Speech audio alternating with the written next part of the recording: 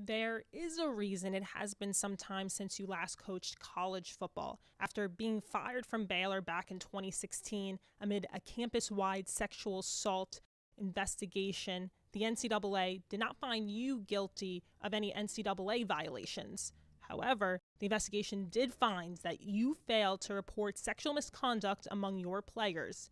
What is your response to that? Well, and fortunately, the NCAA didn't find any violations, and Baylor's general counsel exonerated, me and the rest of our staff also, which, was good.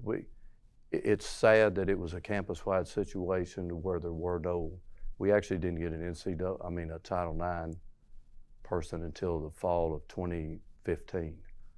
So reporting policies and procedures were not as available as they should be for everybody, including students, on campus.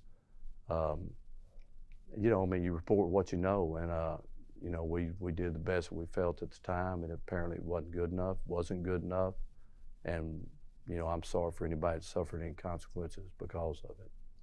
Looking back now, what would you have done differently? That's a huge question.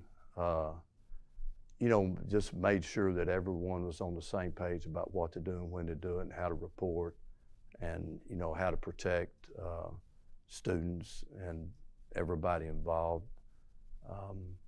I just think, like I said, we're just still learning. I'm still learning, and I'm kind of a good soldier, so to speak. I mean, if you tell me what to do, I'm going to do it, and that's just what I've always done. So hopefully, I've learned that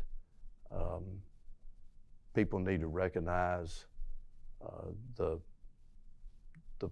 places and the policies and the procedures that are there, and understand the space that every individual deserves. What will you do differently here at Grambling? I'll do exactly what I'm required to do and what they expect of me, which is to be a very solid citizen, to be a positive leader on a day in and day out basis, to do everything I can do to protect our students and our student athletes on campus, and to represent the Grambling University to the best of my ability, because I'm very humble and grateful to be at this university. If you are made aware of allegations concerning one of your student athletes, what will you do? I'll report it to Title IX immediately, and to Coach Jackson, Dr. Scott. Why should players trust you? Why should parents trust you? And why should the overall Grambling community trust you based on what has happened in the past? I've coached over 40 years, and the word trust is thrown around a bunch. It's the hardest thing to get anybody to do, regardless of the situation, regardless of the environment, regardless of the profession. I mean, trust is a strong word to use. It's always something I took a lot of pride in with our coaches, with our student athletes, with our support staff, that if you said something, people could believe it. I think the only way you can gain trust is by how you perform on a daily basis, how you interact with people on a daily basis, and then you have the opportunity to gain some trust. But there's not a magic wand that you can say and then all of a sudden somebody's going to trust you. You have to earn that trust, and that's certainly what I'll do on a daily basis at Grambling University.